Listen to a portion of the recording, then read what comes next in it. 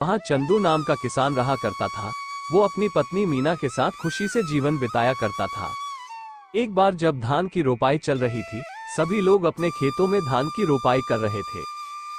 मैं जा रहा हूँ खेत पर, तुम बाद में आ जाना खाना लेके। और सुनो भाग्यवान, जरा लस्सी भी लेते आना थोड़ा सा। ठीक है जी, मैं लस्सी और खाना दोनों साथ ले आऊंगी। चंदू फावड़ा लेकर खेत के लिए निकल जाता है। चंदू खेत में पहुंचता है, थोड़ी देर काम करता है। तभी खेतों में दो आदमी आ रहे होते हैं। उनमें से एक आदमी छाता लेकर चल रहा होता है, जो कि जमींदार करोड़ीमल और उनका मुंशी बाबूलाल होते हैं। साहब, ये है चंदू, सुना है इसकी फसल बहुत अच्छी निकलती है। इस बार 8 बोरी चावल के लिए इसे बोल देते हैं। गरीब है, 2 पैसा कमा लेगा तो दुआ ही देगा। क्यों चंदू, सुना है तुम्हारी फसल बहुत अच्छी होती है। क्या इस बार की फसल तुम हमें बेचना चाहोगे? बाजार के दाम से अच्छा दाम दे दूंगा। ये तो हमारे लिए खुशी की बात है साहब, इस बार की फसल आपको ही बेचेंगे। तो फिर ठीक है, जिस दिन फसल ठीक से तैयार हो जाएगी हमें बता देना, हम आदमियों को भिजवा देंगे। तुम्हारी फसल काटने में वो सब तुम्हारी मदद करेंगे और तुम्हारे घर पर पैसे भिजवा देंगे। उसके बाद जमींदार चला जाता है। चंदू फिर से खेत में वापस काम करने लगता है। थोड़ी देर बाद मीना वहाँ आ जाती है। सुनिए जी, आ जाइए, आपके लिए खाना लेकर आई हूँ और हाँ, साथ में लस्सी भी लाई हूँ। मीना, जमींदार जी आए थे, जानती हो उन्होंने क्या कहा? क्या कहा उन्होंने? उन्होंने कहा कि वो हमारी इस बार की फसल खरीदना चाहते हैं और बाजार से अच्छे दाम भी देंगे। ये तो बड़ी खुशी की बात है। ये सब माता रानी की कृपा से हुआ है। मैं कहती थी ना, एक दिन सब ठीक हो जाएगा। इसके बाद दोनों घर चले जाते हैं। घर जाकर चंदू सो जाता है और उसकी पत्नी खेतों में सब्जी तोड़ने लगती है। मैं ये सब्जी बेच कर आता हूँ, ठीक है? सुनिए, आप समय से आ जाइएगा, रात होने से पहले।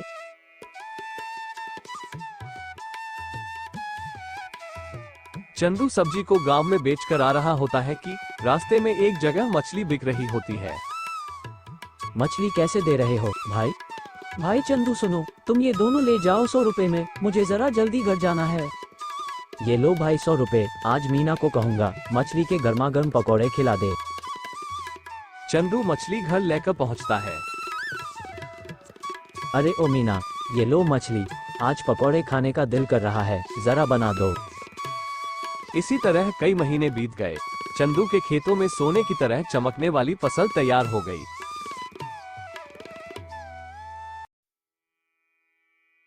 अगले दिन चंदू और जमींदार के आदमी खेत में पहुंचकर और कुछ ही देर में सारा फसल काटकर बोरी में भरकर बैलगाड़ी पर लाद दिया। कुछ ही देर में मीना वहां आ जाती है। अरे, ये क्या, इतनी जल्दी काम भी हो गया? मीना, इसीलिए तो कहते हैं कि एकता में बल है। जो काम मैं अकेला 2 दिन में करता था, वो हम 4 लोगों ने मिलकर कुछ ही टाइम में कर दिया।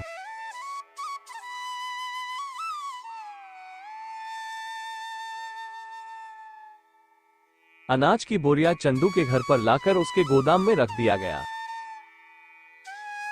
हम सब कल आके ये बोरियां सेठ के घर ले जाएंगे। चलिए हम चलते हैं।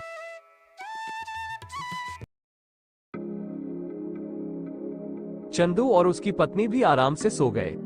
तभी आधी रात को चंदू के घर के बाहर कुछ चोर बात करते हुए, सुनो सबके सब ध्यान से घुसना, अगर हम खाली हाथ लौटे तो सरदार हमें छोड़ेंगे नहीं।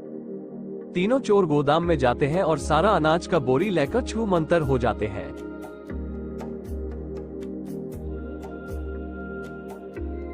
सुनिए जी, उठिए ना आप, देखिए क्या हो गया। क्या बात है भाग्यवान, ऐसा क्या हो गया जो तुमने सारा घर सिर पर उठा लिया है?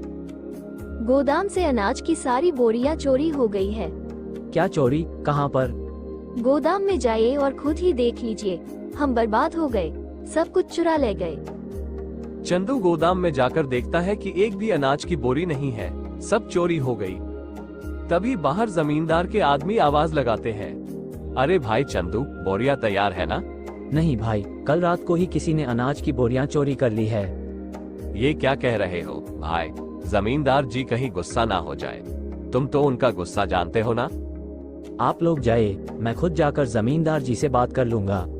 क्या चंदू, तुम खाली हाथ क्यों आ रहे हो? जमींदार जी, कल रात को हमारे घर में चोरी हो गई। सुबह देखा तो गोदाम से सारी बोरियां गायब हो चुकी थी। कहीं तुमने किसी और को तो बेहतर दाम के चक्कर में नहीं बेच दी? सेठ जी, एक ही गांव में रहना है हम सबको, भला झूठ बोल के कितने दिन बच पाऊंगा। ठीक है, लेकिन अगर मुझे पता चला कि तुमने किसी और को दिया है तब देखना कि मैं क्या करता हूँ। चंदू उदास होकर घर को आ गया। अब वो रोज सुबह खेतों में काम करता और उसके बाद दोपहर में घर आकर फिर शहर में जाकर सब्जी बेचता। चंदू सब्जियों को बाजार में बेचता और जो भी कमाता उसे बहुत ध्यान से खर्च करता।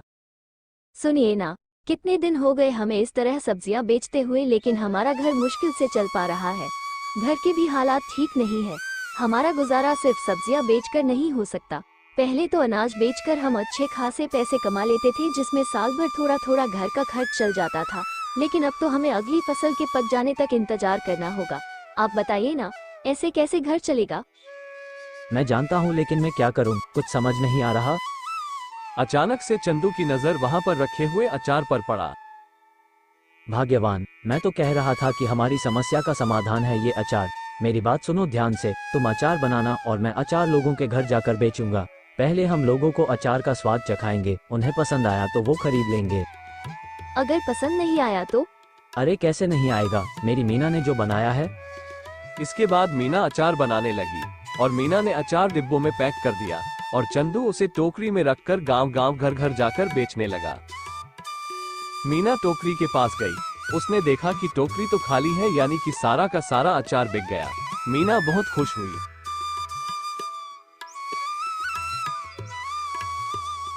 इसके बाद मीना अचार बनाना शुरू कर देती है और कुछ दिनों तक चंदू बाजार में सब्जियां बेचता है। कुछ दिनों में अचार तैयार हो जाता है और चंदू भी बेचना शुरू कर देता है। इस बार चंदू दूर के गांव में जाता है और अचार बेचना शुरू कर देता है। अब धीरे धीरे करके मीना का बनाया हुआ अचार सभी जगह लोकप्रिय हो जाता है। देखते ही देखते कुछ दिन में चंदू ने एक अचार का दुकान खोल दिया। अब जो भी ग्राहक आता उसकी दुकान पर ही जाता। एक दिन वहां से गुजरते हुए जमींदार जी की नजर चंदू की दुकान पर पड़ी। क्या बात है चंदू, तुम्हारी तो दुकान चल पड़ी, जरा अचार तो चखाना। सुना है तुम्हारी दुकान का अचार सभी को बहुत पसंद आ रहा है।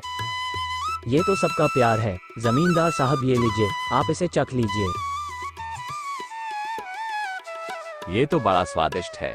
ऐसा करो, हमारे घर पर 60 किलो अचार पहुंचा देना। हमारे यहाँ बहुत बड़ा भंडारा है। एक हफ्ते में हम तुम्हारे घर पर कुछ लोगों को भेज देंगे रात को, इसलिए तुम सारा सामान तैयार रखना।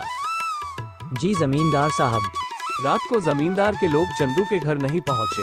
इंतजार करते करते रात भी काफी हो गई थी। ऐसा करिए, आप सो जाइए। अगर कोई आया तो हमें पता चल ही जाएगा, तब उठकर उनका सामान उन्हें दे देंगे। तुम ठीक कहती हो, सो जाना चाहिए। क्या पता वो आज ना आए। चलो सो जाते हैं। उससे पहले ये अचार के डिब्बे में स्टोर रूम में रख देता हूँ। फिर दोनों सो गए। अगले दिन जब चंदू और मीना उठे तो घर में फिर से चोरी हो चुकी थी। इस बार चोरी अचार की हुई थी। सुनिए, घर में फिर से चोरी हो गई है। किसी ने इस बार हमारा रखा हुआ अचार चुरा लिया। चंदू उठा और जाकर अचार जहाँ रखा था वहाँ देखने लगा। मैं जमींदार साहब को बताकर आता हूँ, उन्हें कहीं और से पता चलेगा तो कहीं वो गुस्सा ना हो जाएं। ठीक है, आप संभाल लेना सब कुछ इस बार। चंदू जमींदार साहब के घर गया। जमींदार साहब, इस बार फिर से आपके लिए जो हमने अचार तैयार किया था वो चोरी हो गया। ये हमेशा मेरे साथ ही क्यों हो रहा है? मैं तुमसे कुछ भी मंगाता हूँ और वो तुम्हारे घर में चोरी हो जाता है। मुझे लगता है तुम मुझे अपना सामान बेचना ही नहीं चाहते। ठीक है, मैं भी नहीं खरीदूंगा। आज के बाद तुम्हारा कोई सामान जाओ। ऐसी बात नहीं है जमींदार साहब, आप खुद ही सोचिए, मैं आपसे दुश्मनी क्यों मोल लूंगा। आप चिंता मत करिए, मैं आपके लिए दोबारा से 60 किलो अचार तैयार करता हूँ। ठीक है, अगर इस बार कुछ हुआ तब देख लेना। चंदू अपने घर गया और सोचने लगा कि अब इस चोर को कैसे रोकें। इस बार चंदू ने बहुत सारे मटकों को एक जगह पर रखा और चला गया। अचानक आधी रात को आवाज आई। सारे के सारे चोर दर्द से चिल्ला रहे थे। अब जैसे ही चंदू उस कमरे में गया तो वहाँ देखा सारे के सारे चोर जमीन में लेटकर चिल्ला रहे थे और अपनी आंखें मल रहे थे। ये क्या कर दिया? कोई बचाओ हमें, पानी पानी दो हमें कोई। अरे हमारी आंखें जल रही हैं। अब आया ना मजा? मेरे घर में जैसे तुम्हें आदत ही पड़ गई है चोरी करने की। क्या मजा आता है तुम्हें ये करके? इतना दिमाग चोरी में लगाते हो, कुछ और कर लेते ना, अभी चैन से अपनी जिंदगी बिता रहे होते, पर नहीं, तुम्हें तो चोरी करनी है। लो करो अब चलो बताओ, क्यों कर रहे थे चोरी? ये सब हम अपनी मर्जी से नहीं कर रहे थे, हमें सब करने के लिए बाबूलाल ने कहा था। क्या बाबूलाल? भला उसे क्या जरूरत पड़ गई? ये तो मुझे नहीं पता, आप हमें माफ कर दीजिए। अब पुलिस को मत बुलाना बस।